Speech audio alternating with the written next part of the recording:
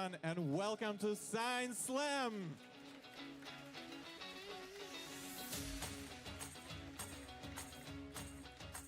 So, folks, this is the part of the Wissen trifft Werte project, and it is supported by the Berlin Senate. So, first of all, I wanted to say how awesome you are. It is Saturday evening, and you came to the scientific event, so please give yourself a round of applause. And trust me, today you did a right choice. So, how many of you have already been on Science Slam and knows how the format works? Please raise your hands. Okay. Yeah, not so little. Great. And for everybody else, I will now explain how it works. So, Science Slam is a format in which scientists present their research ideas in an informal atmosphere. Each speaker has 10 minutes to explain their scientific project in a clear and, most importantly, engaging way. So tonight, 4 experts will present their research to you. Let's welcome them. Alexander Kozyrev, Ilya Boytsov, Anna Smolerova, and Yuri Yerofeev.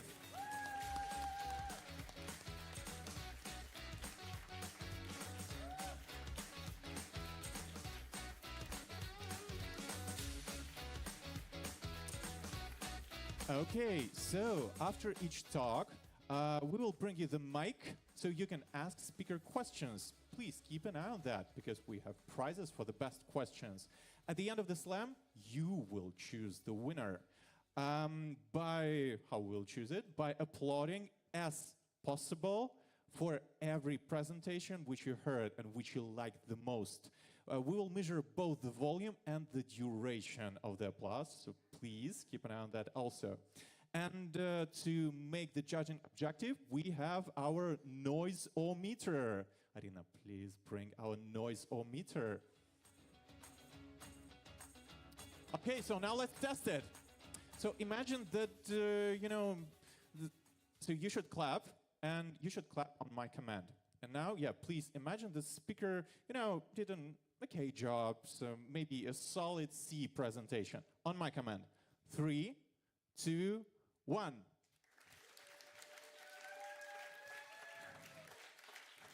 Okay, we started our calibration. Great. That was maybe a little more than, a solid C. Now let's try if the presentation was the strong B. 3. Okay, let's try one more time, but my command. 3, 2, 1. Yes, okay, yeah. And please now imagine that the speaker is so convincing that you're ready to believe, everything they say. By my command, please. 3, 2, 1.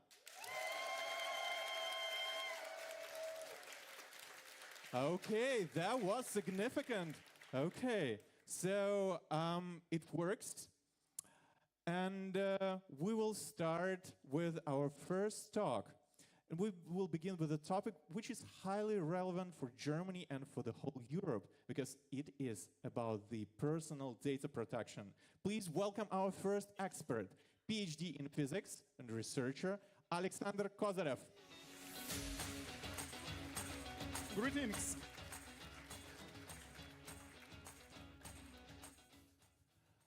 Okay, Sasha, so I see in the name of your topic both quantum and pain.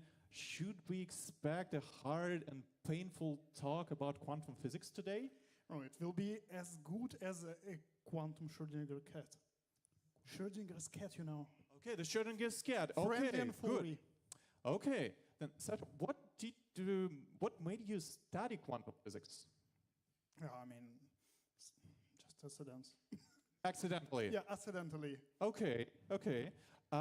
So I see from your topic also we will speak not just about the Datenschutz, we live in Germany, right? So, but about the quantum Datenschutz. My answer is in the quantum superposition of yes and no. Okay. So, then 10 minutes for Alexander Kozyrev starts after the gong bells. Greetings again. Let's begin. Oh, does it? Yeah.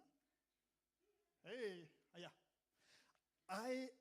It will be not a story of success. It will be story of real science, and I'll begin it from my patient to send selfies.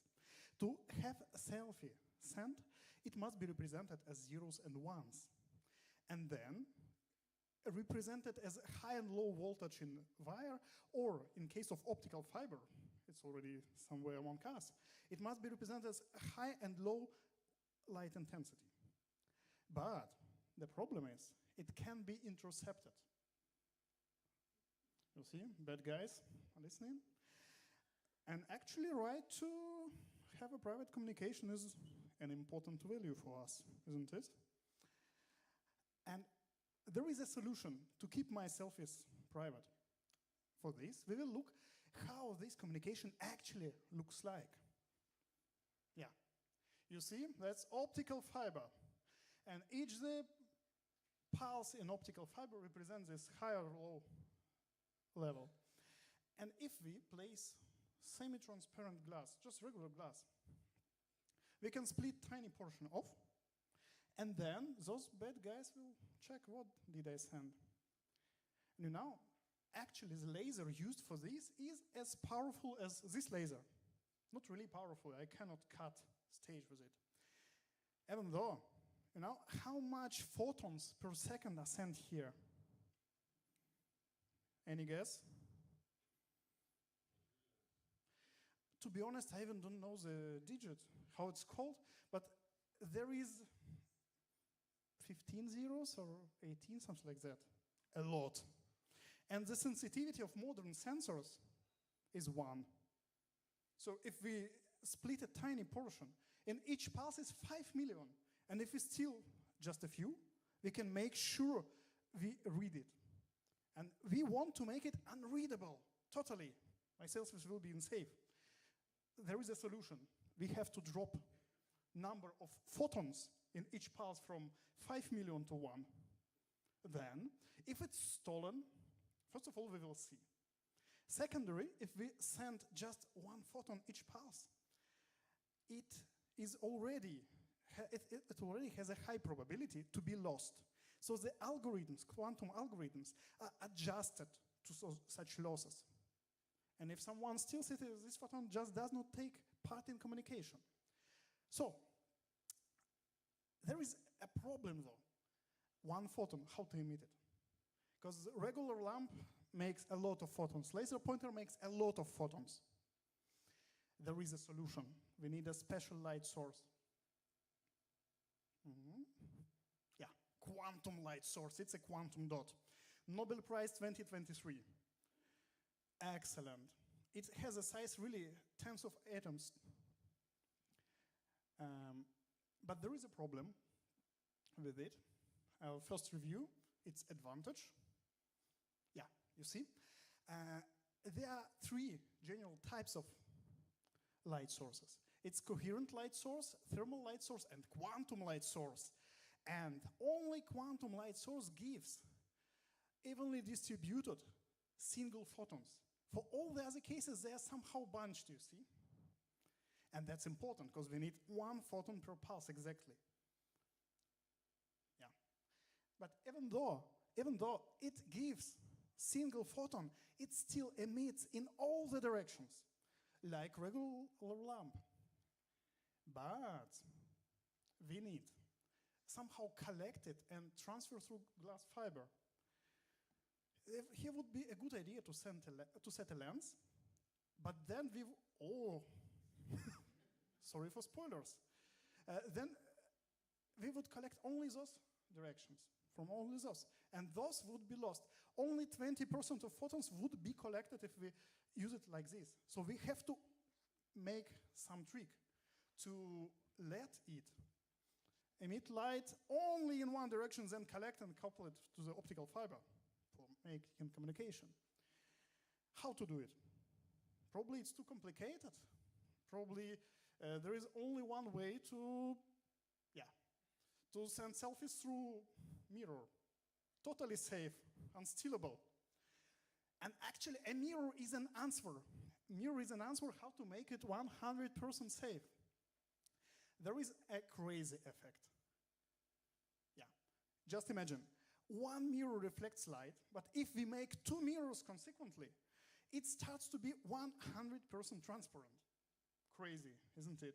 But it's real physics and even does not require any quantum mechanics. What's the trick? Usually mirror is consisting of glass as a carrier, metal film which is reflecting light, and cover which is just for protection. So the only metal part is important to keep it mirrory. It can be of just tens of atoms, and it already reflects a lot of light. Yeah. And I did really math for you. It's a tiny 20 nanometer thin film, and I shine red light, and most of light reflects. What happens if we make one extra layer like this, exactly right after? Obviously it will reflect light just better. But if we make a gap between them, yeah, what happens? It, Hold on. Good. It's getting transparent. Only 4% of light reflects and 60 goes through.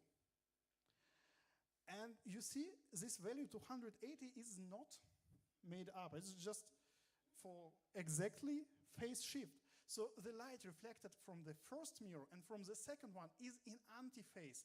And if it's in antiphase, it gets destructive interference. If they're in phase, they amplify each other. If they're in antiphase, they cancel each other.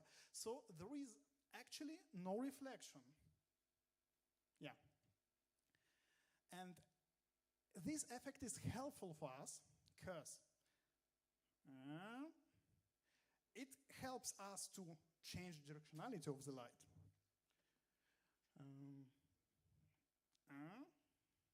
Yeah. How does it work? If a photon is between two mirrors, if it's going here, the highest probability is to bounce back.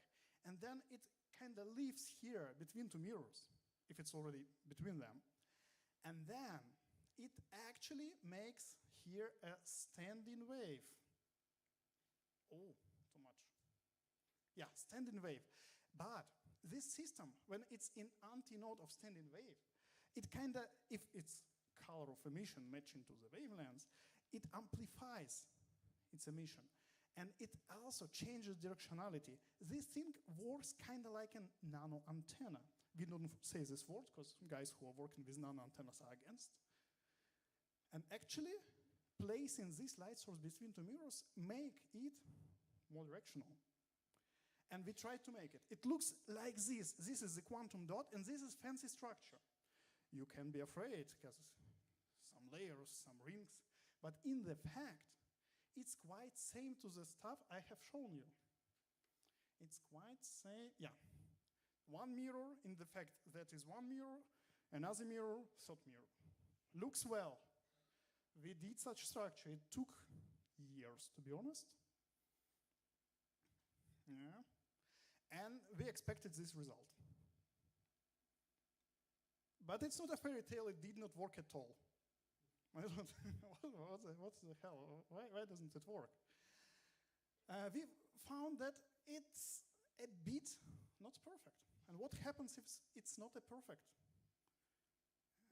Yeah. You see, if it's perfect, you again have one wave, then reflection, which are in antiphase, and they are in antiphase for all the directions but this one. So light goes only up. But if we fail gap between them, at least some parameters, gap, refractive index, and so on, they are already not canceling each other, and this quantum dot emits light in all the directions. Not that we need only upwards.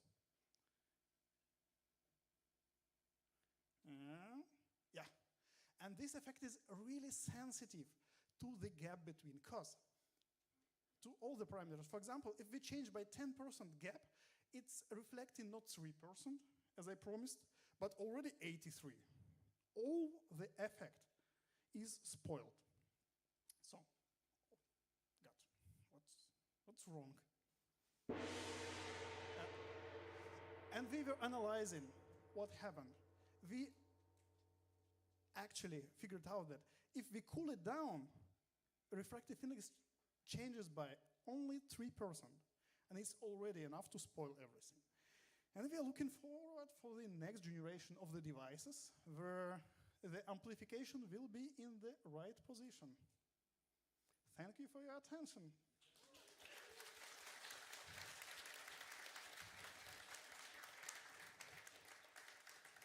Thank you, Sasha. And now we have time for several questions from the audience. So if you have a question, please raise your hand.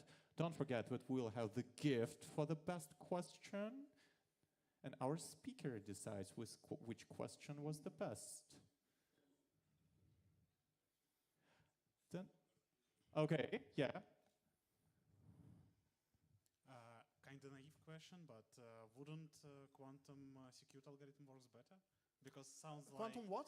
quantum security algorithms for internet traffic, like an example, because sounds like it's too heavily to implement. We don't know if it's secure. I know there is a list of algorithms for security were broken, and we don't know if your exactly is good. But this is limitations on the physics level. Okay, maybe the second question. Yes, we got it. Oh, the second and the third question. Great. Thank you for the presentation. I have a few questions about the whole construction that you've shown. First of all, what was the circles and this red gap between them? I mean, was it like the mirror by fact? Like all of these circles? Those circles are working as a mirror. In the fact, it's a circular distributed break mirror. Okay. Haven't we seen each other on the Yes, Science Week? yeah. And I mean, when you so by fact it's bad when you cool it down because then the distance shrink and you have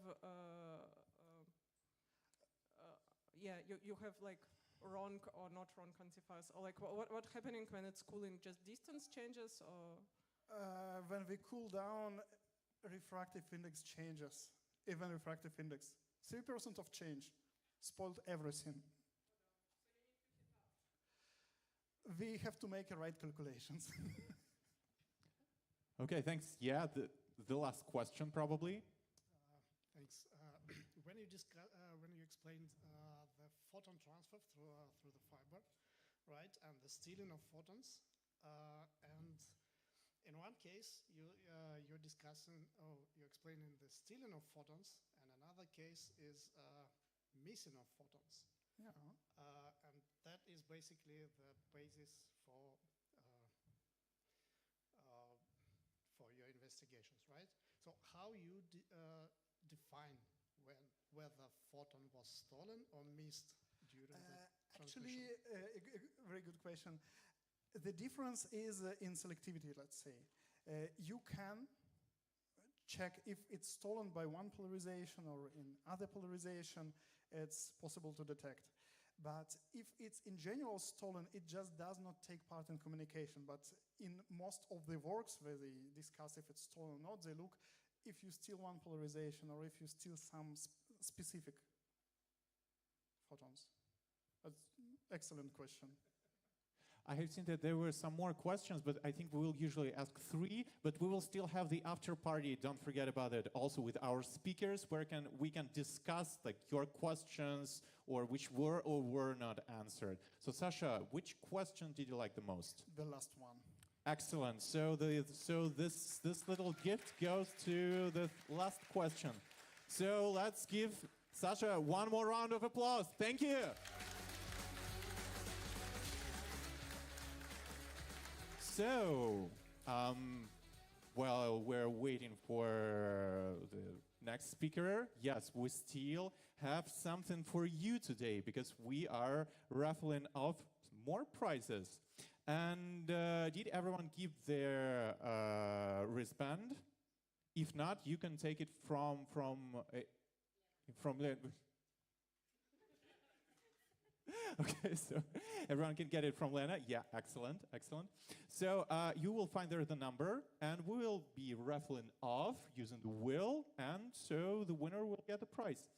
And yeah, we just spoke about the quantum mechanics, also about the photons, and the photons, they are quite tiny. We cannot see them, I mean, explicitly by the eye. But the thing which we actually can see is the elephant, and not only in the room, but also in our favorite Tierpark. And there is the slide with the tier. Excellent. So the prize are gonna be the tickets into the Tierpark. So we are gonna raffle our wheel. Yes. Okay, so we're gonna spin it. Accept all the conditions. Yes. So Datenschutz's cookies, that is quite important. Yes, yes, yes. And we are ready to spin our wheel. Almost ready. Okay, here we go.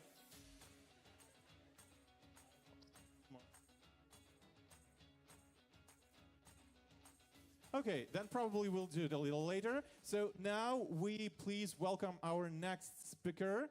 The talk will be related to such an important European value as diversity. So our next expert is senior AI engineer at Nobus, co-organizer of the Oxford LLMs project at the University of Oxford, Ilya Boytsov.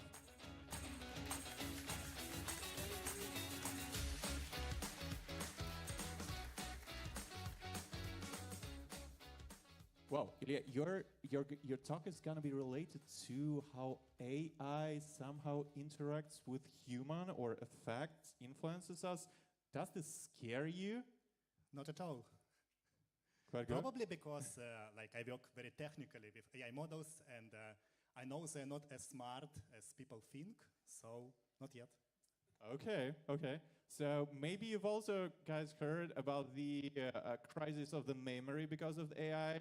Like, for example, I think that I cannot buy actually the PlayStation for myself because the price is raised. Are you the person whom I should blame for that, Ilya? Yeah, I'm very sorry. Yeah, this happens because models become very big and powerful, and they require a lot of compute. And there is very high demand on GPU, like hardware for models. But basically, I work on making models more efficient, so maybe at some point I can influence it become cheaper. But so far, like, no PlayStation for you. Okay, so you are our ally there. Okay, okay. So you explore and probably develop the AI models, but well, we are here in Germany. We work with paper, with cash, with send faxes. Why are you here but not in the Silicon Valley, for example? I mean, I worked mostly for American companies before here. But I like, yes, like lots of my colleagues, somebody moved to Silicon Valley. I once had a job offer there. But I like Berlin for different things, like diverse people here, like atmosphere, like parties, I don't know, whatever. So I like doing AI here, even if I need to send AI to fax or something. Our folk. So, Ilya, your 10 minutes, again, start after the gong bells. Thank you.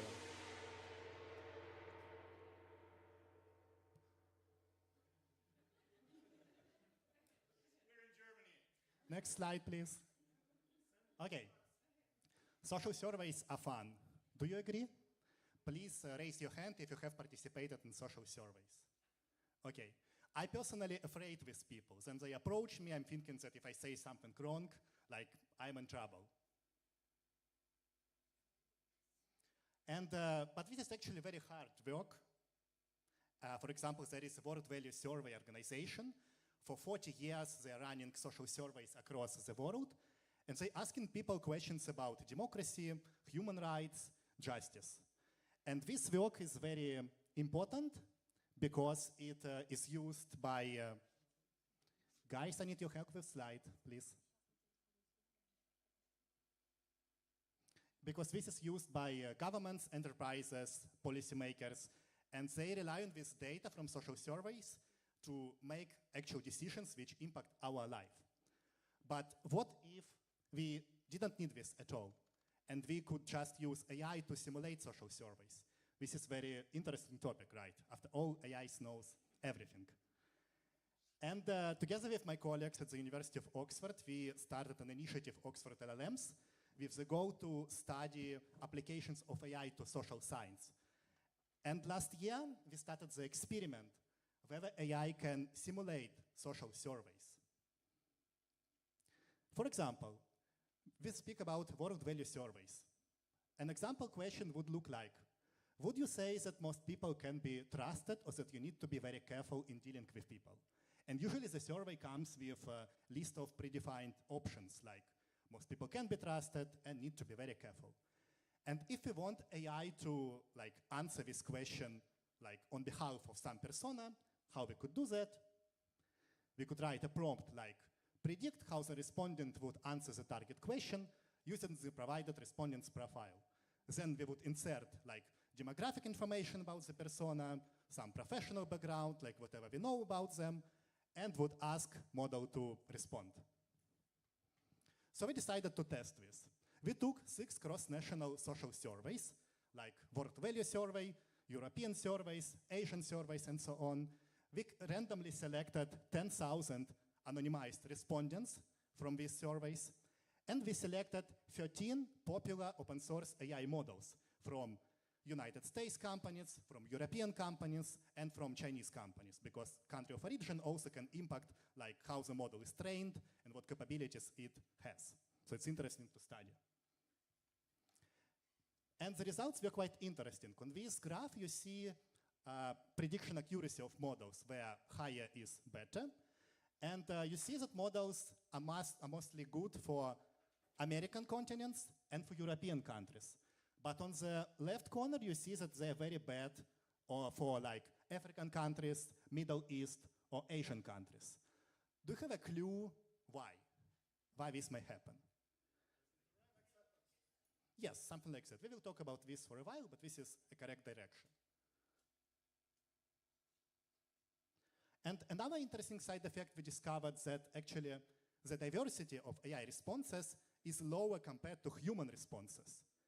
Again, it looks like that AI just tries to make everybody a little bit more average than they actually are, trying to find something confident and some middle ground. It's just reliable to pick something common and don't think about anything out of the box.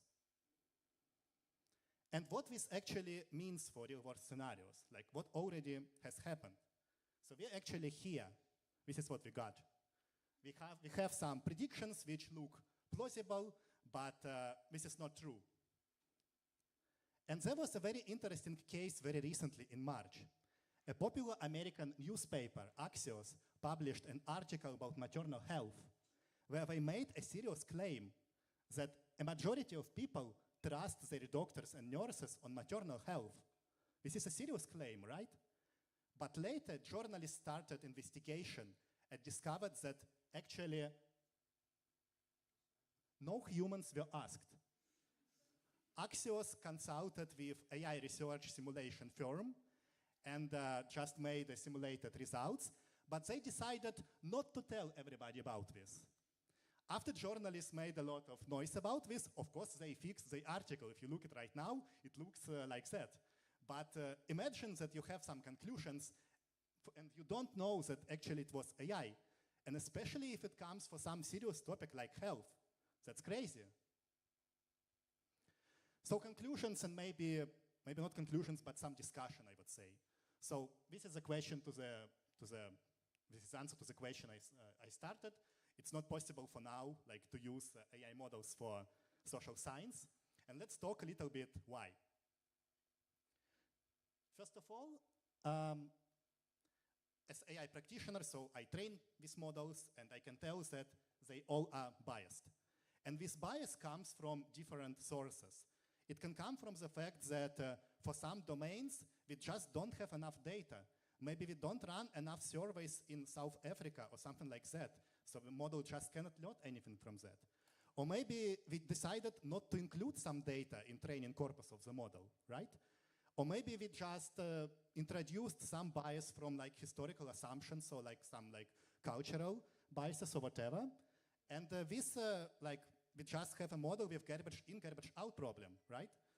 So models of themselves are quite smart. If you feed them with good data, they would predict this very well.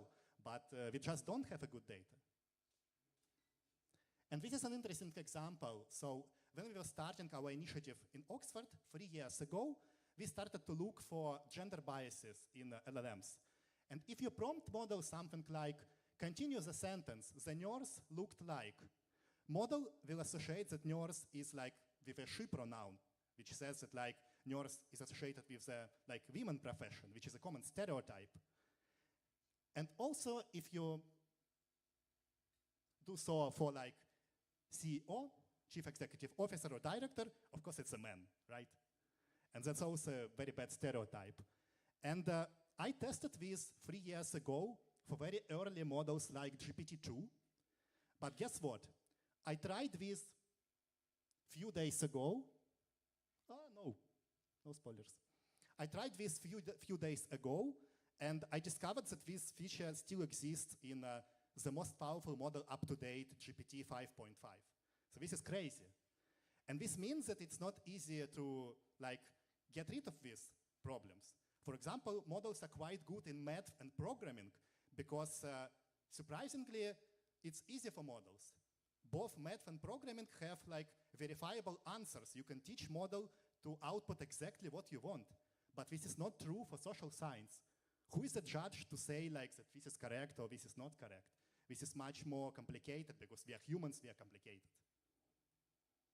So I started the talk from saying that social surveys are fun, but they are also important because people who, field researchers who going to remote places, asking people opinions, build trust, they help to bring missing opinions to the world, which can drive better decisions. So it's important to appreciate the work of these people. And I can tell because once in my life, I was on the other side.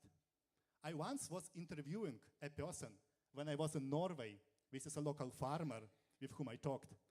And I know how difficult it can be to talk with people and get their opinions on some topic.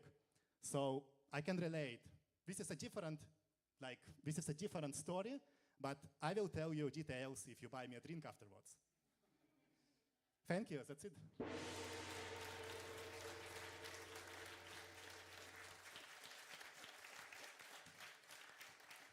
Yeah, thanks a lot. That was quite an excellent timing. Thank you. Wow. Yes, okay, folks, now we have time for questions. Okay, so as a third, yeah, there was the first question. Thank you. Thank you so much for the presentation. So I studied statistics at university at the very dawn of AI. Like no real AI was there, but Respect. what we did is we tried to predict things based on the models, and then, well, you try to approximate it with a distribution or something. And when you do this, you always know that reality is much more random than what you are predicting. So I was a bit surprised that someone was trying to do the same thing but with AI and was expecting different results. So why basically would you expect different results if basically AI is, well, strictly speaking, the same thing, right? Maybe working in a way we don't know actually why, like how exactly it's working, but it does the same thing in the end. You're completely right. So there is a famous quote which says that like all models are wrong, but some of them useful. So like indeed, like neural network is a probabilistic model, and you never get accuracy of like 100%. Like still you can try to aim to make this not like 25%, as was in my research, but maybe like 18%, 80% or something. But you are right that this problem is not solvable like to the full extent, and we need like different like generation of models to solve this.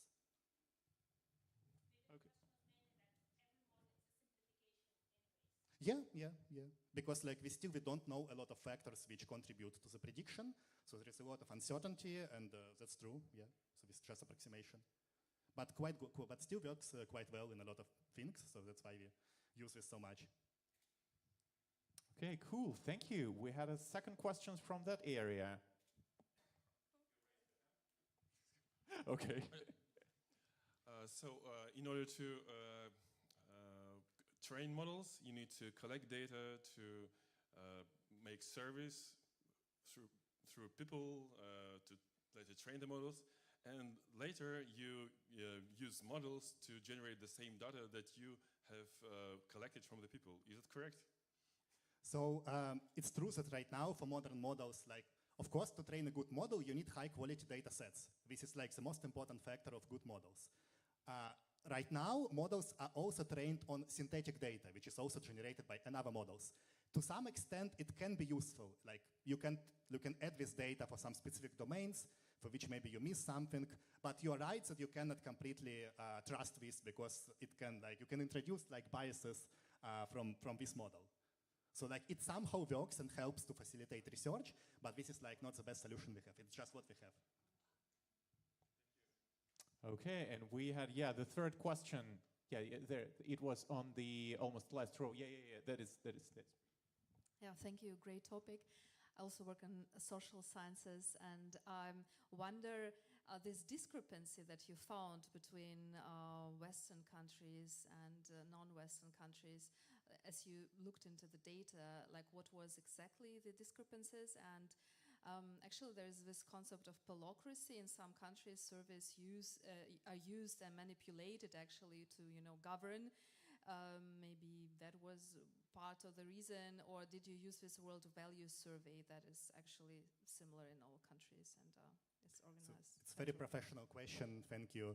So we think that probably the issue was not only in models, but that we used different surveys, like world value surveys, but also European barometer, Asian barometer, Arab barometer, African barometer, and they have sometimes different quality. So like first our step was to actually pre-process the data, and we see the data has a lot of noise and like it's just dirty. So like most of the time on the research was just to clean up the data, and maybe somewhere it was still like not very well.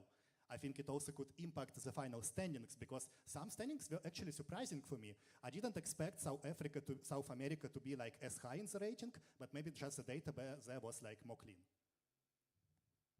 Okay, folks, thank you for your questions. Ilya, which question did you like the most? I like the last question most, thank you. Okay. Ilya, so please give to Ilya one more round of applause.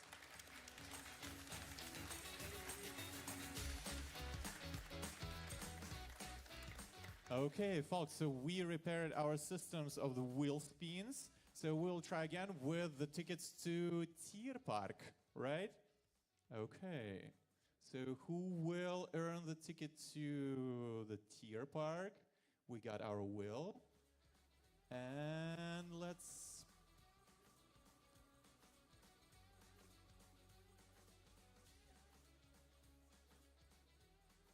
Number 37. Okay. Who has the number 37? Please raise your hand.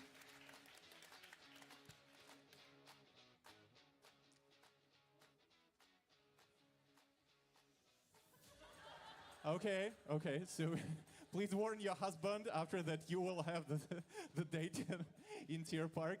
Okay, excellent. Our second raffle off is about quite, I would say, the iconic thing to the post-Soviet space. So maybe it even distinguishes, I would say, generations. So please raise your hand if you know who Mr. Freeman is. Quite an old character, cartoon character. Okay, quite, wow. Okay, so the next prize, or even two sets of prizes, right, will be the tickets to Mr. Freeman. Huh? What? The Gutschein. Okay. Excellent, you get the prize. Yes.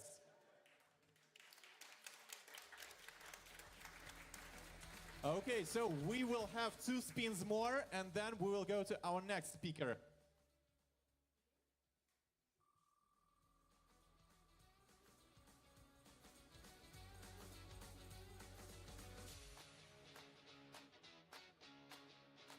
Okay, that was close. Number 71.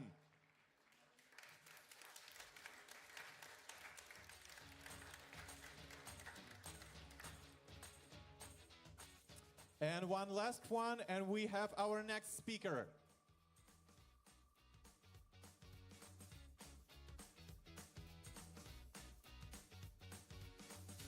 Number 22, yes. Okay, congratulations.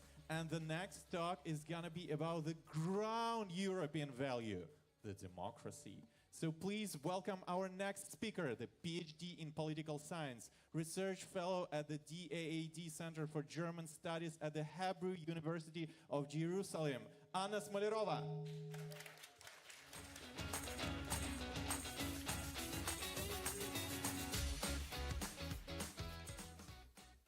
Anya, you probably do the research in political science, right? So do you explore like global democracy or something more specific?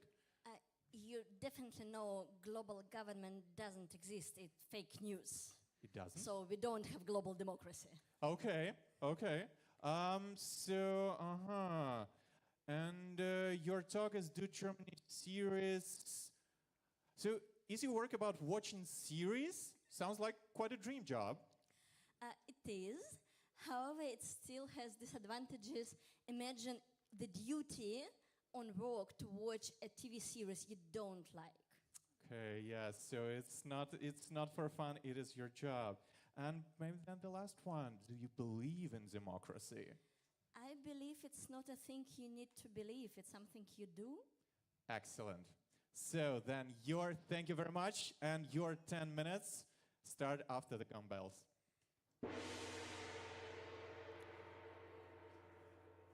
Okay, I hear already that some of you do know the Godwin rules, but give me a sign who knows, who does know. Okay, for those who doesn't, I just tell the formula and you will recognize it.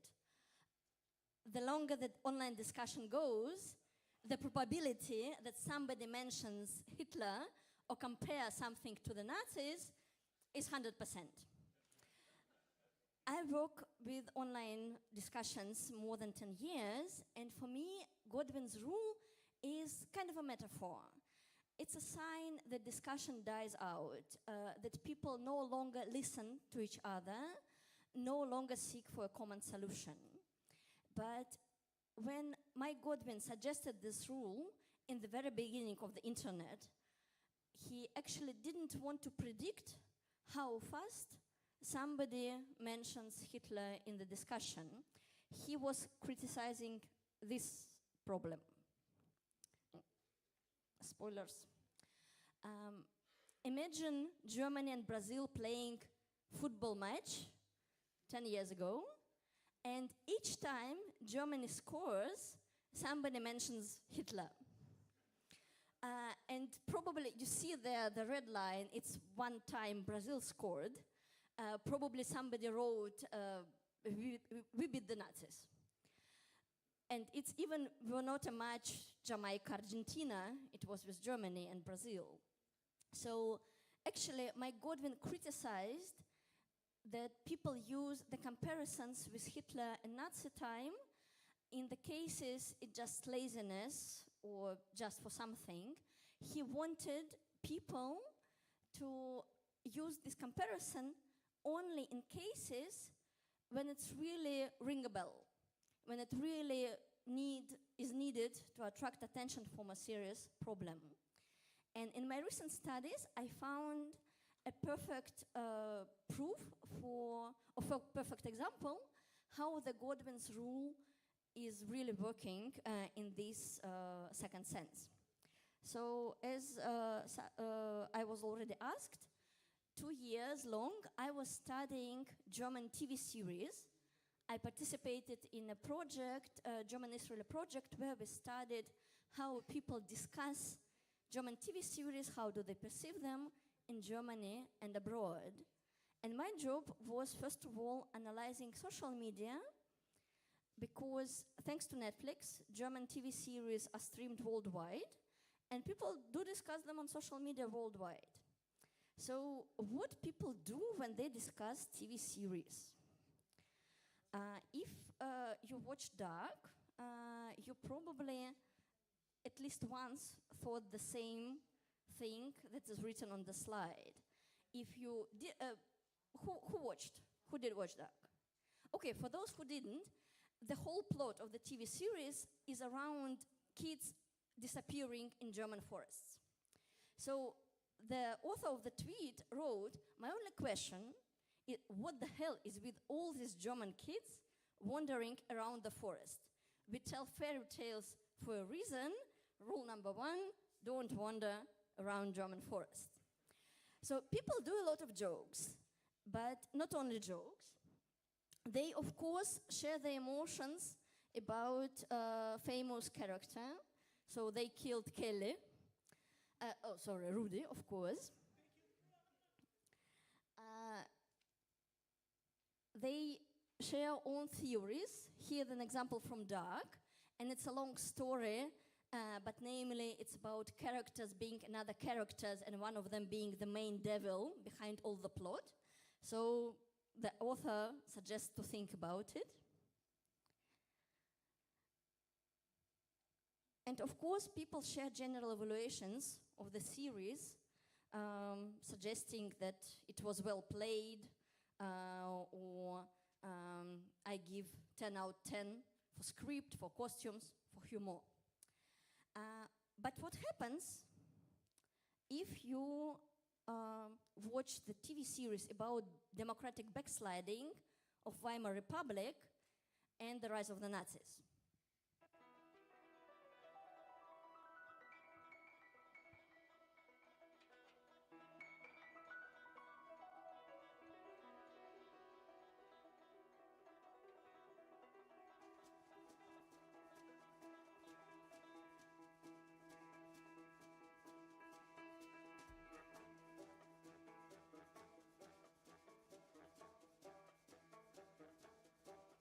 Zu Asche, zu Staub, dem Licht geraubt,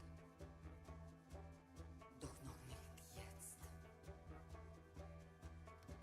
Wunder warten bis zuletzt. Well, people started talking about modern day politics. A user from Canada, rewatching Babylon Berlin, seeing how Nazis entered newsrooms, sorry Canada, making journalists go into hiding, seems so relevant today. A user from Germany. The ongoing attacks on politicians in Germany remind me about 1920s. We cannot want this. Twitter from Brazil. Good point about those who will use democracy to destroy democracy, resonating with current events. And most striking, one of the US Twitter users, watch and see how easily democracy is overtaken by an authoritarian madman. And you might say, well, they're just one tweet or another tweet, which meaning does it have? But we have quantitative data. Of course, when people discuss TV series, they do not retweet or share others' opinions as wide and actively when they discuss actual political events, like we see, for example, for the data about Black Lives Matter or some current political events. But we can estimate in relative sense, and then we see that between most retweeted tweets, what we find, again, just an evaluation of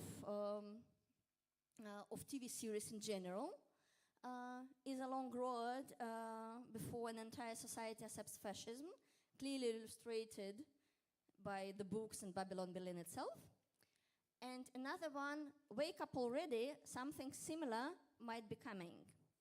And here, political theory sees a minimal political action, which is to discuss the problem you care about with others and to involve other people into this discussion.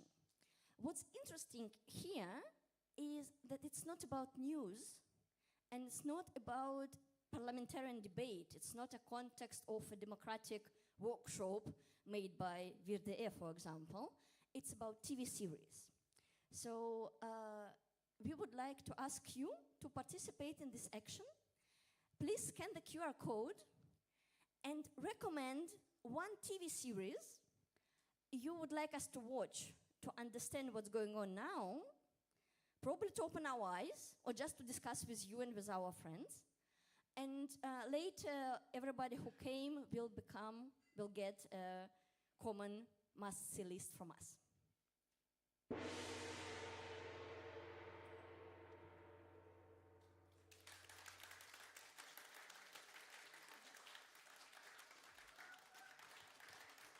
We'll give probably 20 seconds if you still need to scan it. Yes, yes.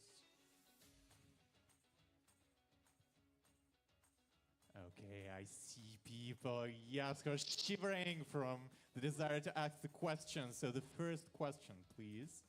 Thank you for a very interesting talk. I really like sociology, but I mean, I always interested, why do you think this rule comes specifically to Hitler, not to another dictatorship, sometimes more bloody? Like, why people don't discuss Stalin, Mao, Pinochet, Ceausescu, whatever? And also, I mean, I have questions about like your corpus of data. Sorry for 2 questions per time. So as I understood, it was mostly Twitter, right? Did you collect only English language tweets in English or like in different languages? So first question is probably a nice discussion afterwards because short answer is, well, you need to ask Godwin. It's his law. My answer is, well, Nazi comparisons were all the time, all the 2nd century, and it's our Western culture that uses it as a main devil. Well, we choose who to mention as a main devil. That's it. Secondly, to what the data said, it's a tricky question because it's very difficult now. People started use Twitter as data set because the access to data was very easy. Nowadays, we live in hell, not in paradise, and the access is very complicated. However, it's still easier than to Facebook, for example. So we mostly use Twitter as a classical one and Reddit because Reddit is still easy one. And we didn't collect only English language tweets. You see the translation. That's why I mentioned the particular countries. So Germans were in German. We know the countries because some users have openly stated the country. So for example, for Spanish language, we had Colombia, but it was in Spanish. I had French tweets, Russian tweets, Turkish tweets, Chinese tweets, so many languages. Okay, thank you. So we got the other question. Yeah, thank you very much. Very interesting.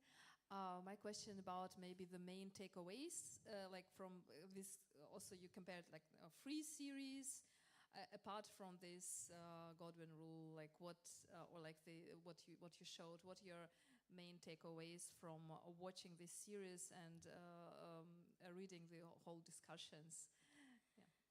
First of all, don't wander in German forests, obviously. In general, it's interesting because we replicate the study from the 70s, except of social media thing.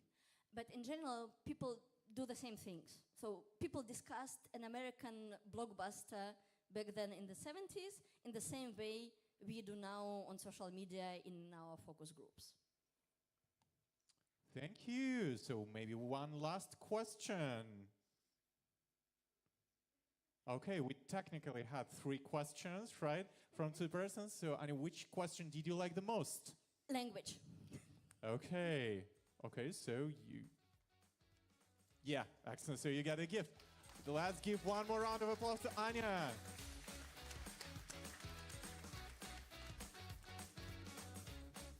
So we got our pre-final raffle off, and I suppose that the thing which we are also experiencing today, even not only in terms of the Science Slam itself, it's how important just, you know, to gather together, to hang out together, to eat some plov, to speak around, and etc. So the thing which we're raffling off is the one evening rental of the Green Salon. So you can I don't know, organize the movie night, or maybe a little concert inside, just, you know, with acoustic guitars, or just to hang out with friends. So yeah, it will be, so the team of VIDEA will help you with making it happen. And let's spin our wheel.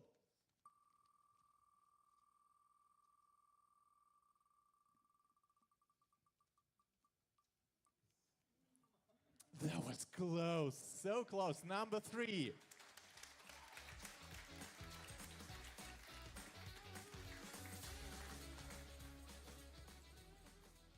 And now, our final speaker for this evening. He will talk about the important European value, sustainability, and it is the, please welcome, the PhD candidate at Leipzig University, sustainability product manager at Squake, researcher working at the intersection of climate physics and maths, Yuri Yerofeev. Thank you.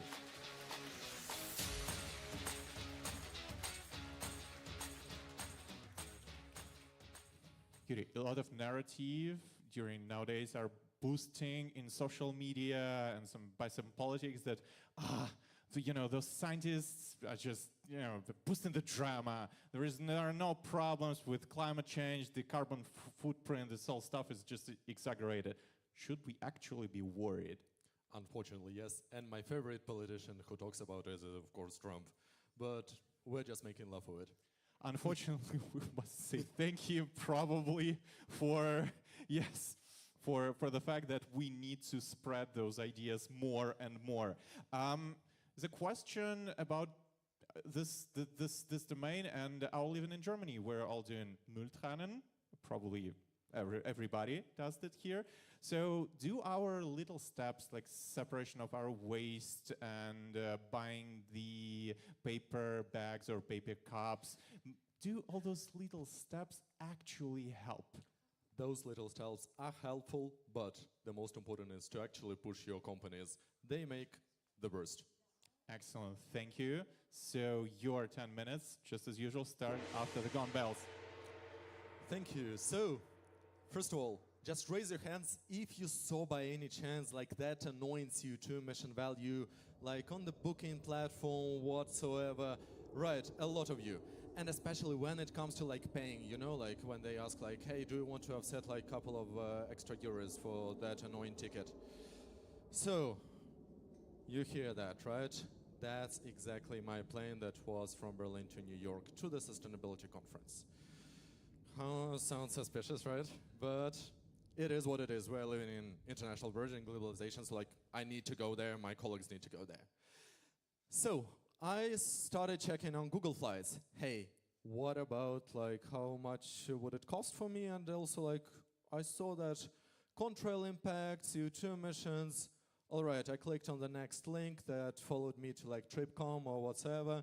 Also to Lufthansa Group, also to like Air France. I was just like choosing what is cheap for me. And you know what? All of those provided completely different results, which is completely pissing. So, it is pretty easy to, in fact, calculate the like overall CO2 emissions, right? We just take the amount of fuel that were burned, multiply by a constant factor, CO2 equivalency, doesn't really matter. But unfortunately, there's no calculator that would actually tell you that exactly like right and under that seat that like is beneath you, there's like a little tank that is burning exactly that amount that you need to have to actually travel from Berlin to New York, right? So like 200 tons for the whole flight, but at the same time, no one has a clue how much it is actually per person. And it sounds simple, hey, just divide by amount of people. But unfortunately, it's not really the case. There's engine issues, there's some prediction issues, there are weather issues. So, how it actually started. That's exactly the first part of my PhD, really annoying one. So I just started checking out different sources, different models.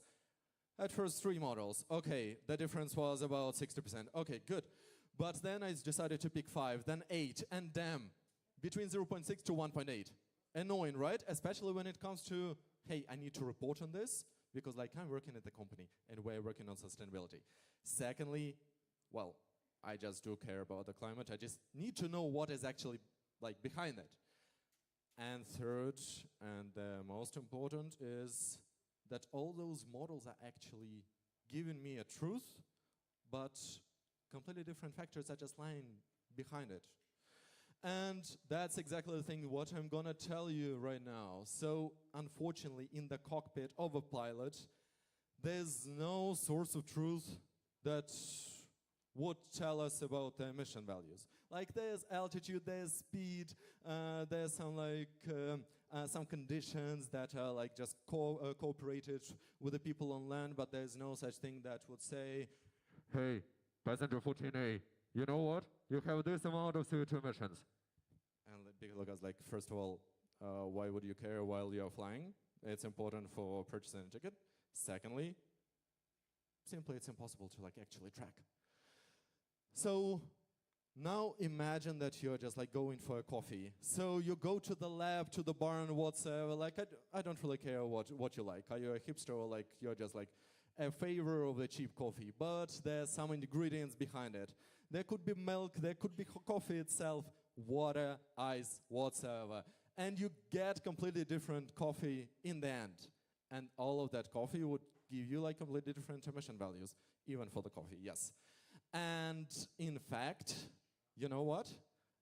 And are we taking into account production? Are we taking into account to electricity and other stuff? And that's exactly the same problem with aviation. So we are having a distance, we're having aircraft type, we're having fuel that is lying in the back, seat allocations, and the clouds. Super suspicious one, I'm gonna jump to it a bit later. First of all, give it a sec. Oh.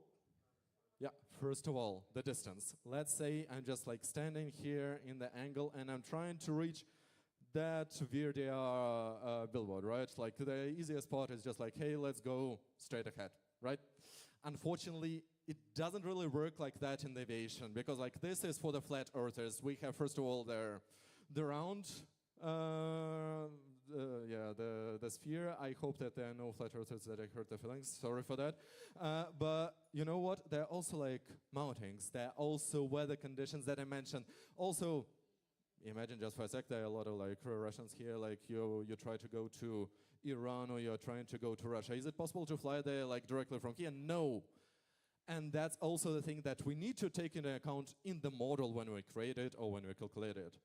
So it, on average, adds up to 15% of extra emissions, which is the same as distance. Because like eventually, you need to convert distance to the fuel consumption. Then the second problem is, are we actually taking into account the life cycle assessment? Are we taking into account where the oil was actually exploited? Was it in Europe? Was it somewhere in the Netherlands? Was it somewhere in Norway? Or again, was it imported from a completely third country? And is it actually important to take into account transportation, take into account like distribution and stuff? And all those steps, again, they would cause additional emissions. Up to 1/4 of emissions. Up to 1/4 of your price of your ticket when it comes to compensation. Yeah, and now let's talk about allocation, passenger allocation, my favorite one. I love flying business, of course. When my company pays, I can't afford business myself, unfortunately. But one business seat is actually the same as 4 economy seats. One first class seat is actually the same as 5 economy seats. And yeah, the answer is pretty obvious that if you want to save the emissions, if you want to save money, just sit closer to a neighbor. But the emissions is pretty important. And again, let's think about companies that need to report on it. That's what I'm gonna come in a bit. Finally, the last one is, you hear that, right? That's the plane that is flying somewhere above us and leaving those fancy stuff. Those are called contrails, and they're actually adding the additional warming effect. They could be caught by clouds, and in fact, like the solar radiation is simply being trapped. Our atmosphere is being heated up, and there's no scientific, let's say, there's still a scientific debate, like, and how big is the impact? Some say it is nothing, so multiplicity of 1. Some say it is multiplicity of 1.7, 1.8, 3, but some say that, hey, you know what? It's can go up to 10. And imagine now, again, paying X10 for your compensation, X10 for your carbon tax that is included in each of our tickets, because like we are based in Europe, we're based in Germany, which actually accounts for it as well. So this boarding pass, this ticket, what it essentially like influences? It influences the price of offset. It influences the annual report of all the companies that have at least 250 employees in Europe. As soon as there's a headquarters, as soon as their office, we are damned to report on those emissions, and we need to include them. And after that, the investors are coming in and they're interested in ESG companies because like usually they provide the nice sustainable growth. And if there's something off track, of course, there would be some questions if there's a way too high multiplicity factor or whatsoever. And finally, the travel policy, my favorite part, because like that's what I'm actually working on, influencing the policy, influencing the policymakers. How to actually push the travel managers, push the policymakers to drive like sustainable travel, to drive the money saving, because again, companies are also paying those taxes.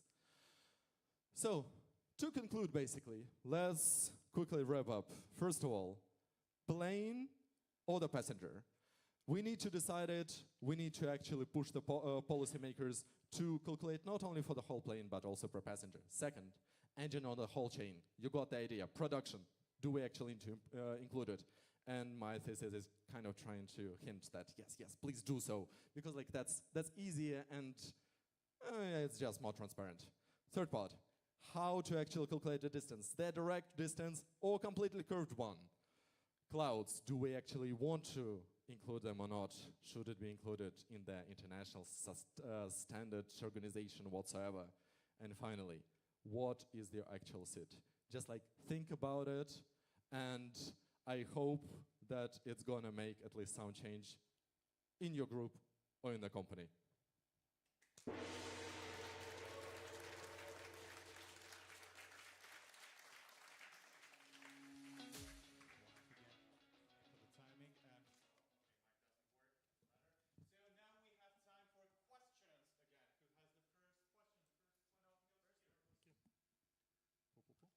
Shall we still care about the transportation when we have AI inference and stuff?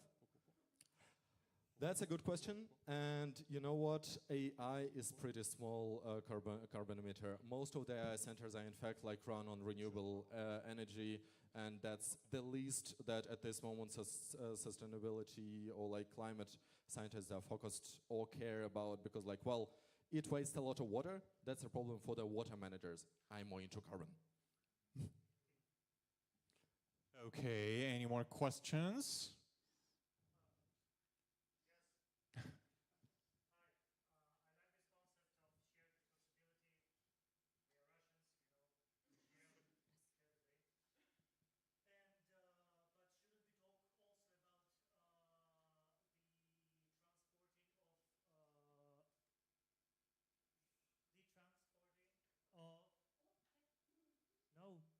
The transporting of the things that, I mean the packages and stuff like that, it is also made by planes. It could be made by boats. I'm not sure boats are maybe, thanks a lot, maybe a tiny bit less, they had the other ecological issues, but trains for sure, they're more ecological. And now that we have big storage centers, there is less, well, of course, yeah, from China, absolutely, but there is less need of flying, and the only way in which the packages are more ecological than us in terms of CO2 productions, they don't breathe out CO2 like the people do on the plane. Let's not forget about this. If we all just stop breathing. I mean, 100%. Well, in fact, the logistics sector is much more developed than the passenger sector. That's really surprising. I'm working in the industry already for 4 years, and that's shocking for me as well. And in fact, the sea transportation that you mentioned, it causes a lot of serum-related gases. We can have a chat later on. But it's not really heavy on CO2, and it's the biggest GHG emitter overall. fun fact. But at the same time, the passenger thing is the hardest one, and the hardest one at this particular moment, simply because like the users are trying to push it away from them. The logistics part is already covered. Let's say Amazon, DHL, UPS, and others. They're already more or less even regulated and mandated to compensate for almost everything.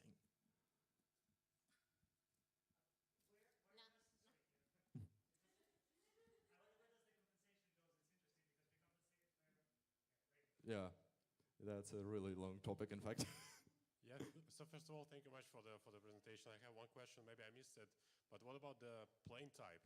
So I guess different planes can generate different emission or something. So what about that? 100%.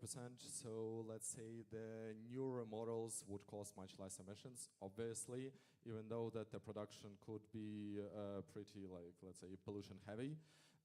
Also maintaining the aircrafts would cost the additional stuff, and that is in fact coming in the second one. So like it's not only about the fuel itself, but it's also about the life cycle of the airplane. But that's just like very, let's say, information heavy for such a short presentation. Okay, folks, thanks for question. Yuri, which question did you like the most? Oh, in fact, I love the second one. Okay, the second one. Yes, yes, probably then you get the gift. Okay, so let's give Yura the big round of applause. And now we'll have our last raffling off.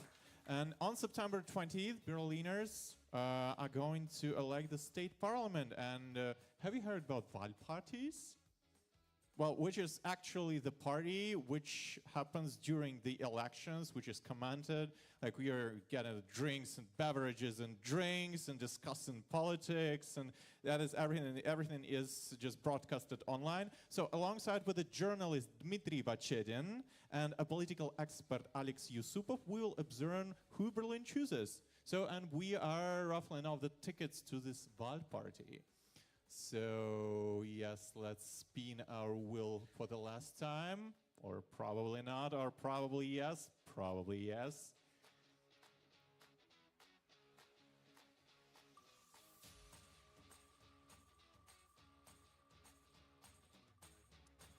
And it's number 14, yes.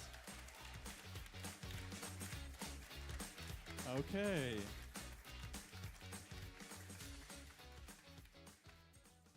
So, all our speakers now presented their talks, and the only thing left is to choose the winner. But first, please welcome the organizers of tonight's event from Via DR team.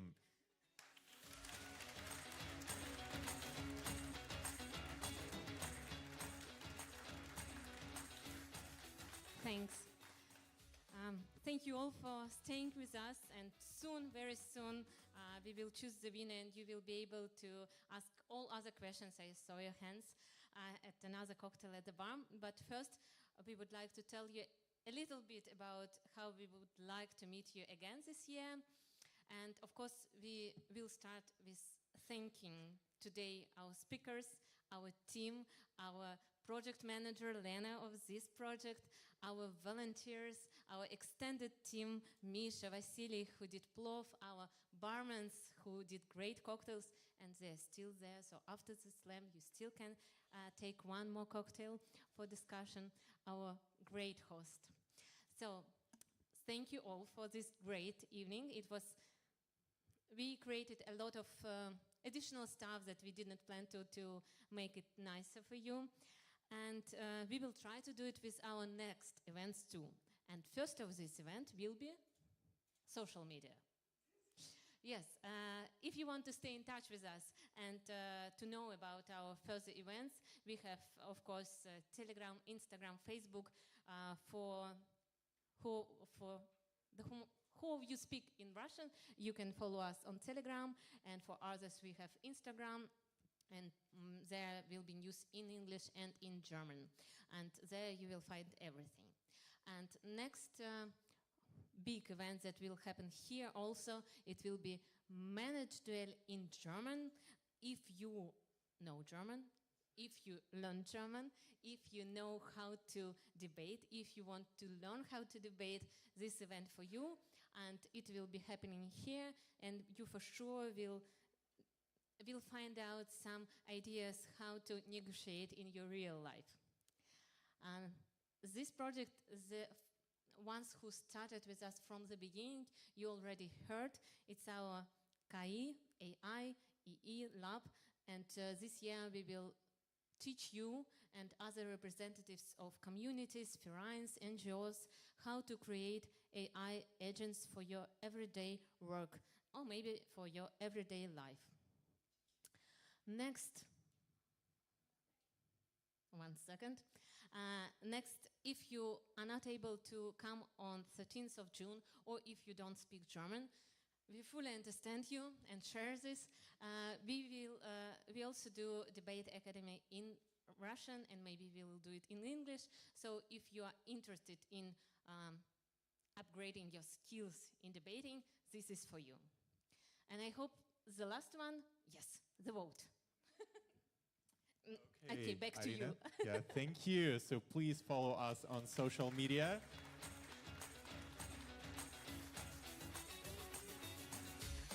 And with your warmest applause, please welcome all of our speakers back on stage.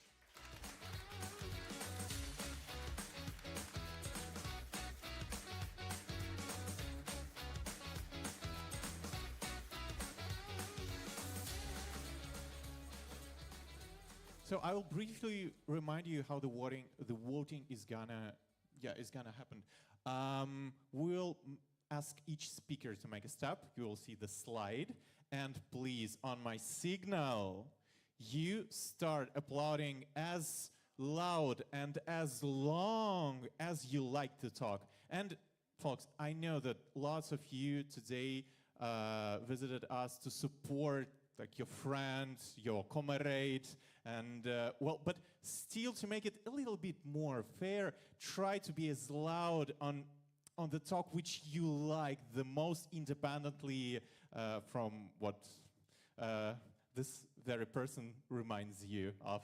So, the first talk from Alexander Kozarev about one photon, many problems, quantum cryptography, pain, and mirrors. Do we have our noise-o-meter ready? So on my command, please. 3, 2, 1.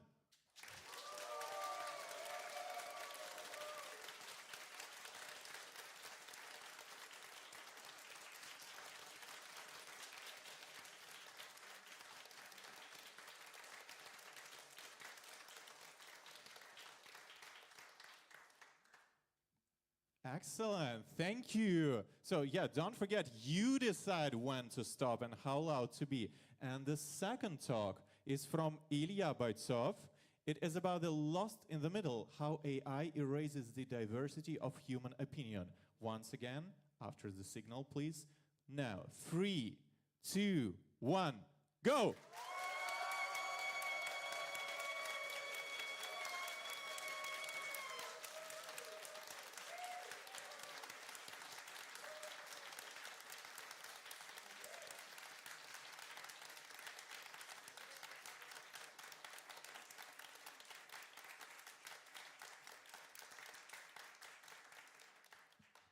Okay, thank to everybody. And the next talk was from Anna Smolarova. It was Do Germany series teach the world to care about democracy? On my command. 3, 2, 1.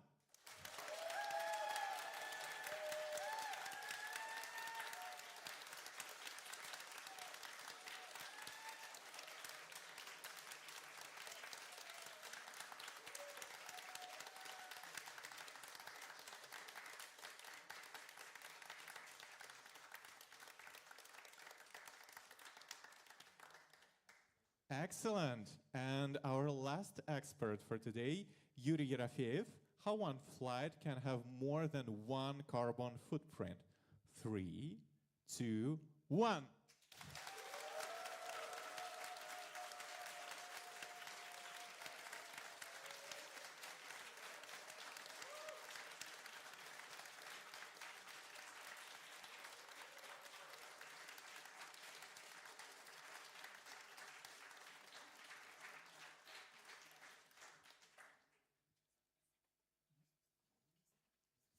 Okay, and we got the winner.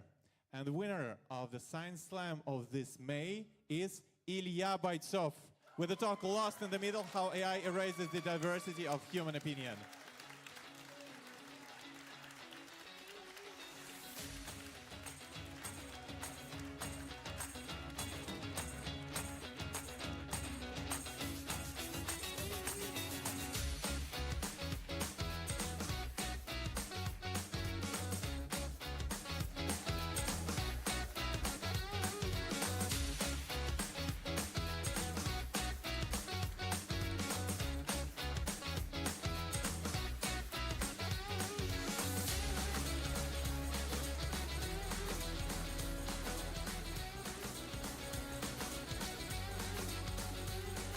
Okay, folks, one more thank you for this astonishing presentation, for this astonishing talk, for the great topics. Thank you very much for once again coming on Saturday to the scientific event, for sharing the plov with us. And it is not the end. We now have the after party. We still our bar open. And let's make a selfie and have the discussion together. And also, we have the next scientific event in May, in 29th of May. And so, yeah, we'll have two talks. The first one from Boris Iomdin about is a universal language possible? And the second one, the next day, from Maria Sterligova, Reason, Feeling, and Madness in European Art. So yeah, please see you the next time. Let's make the selfie all together. And one more thank you.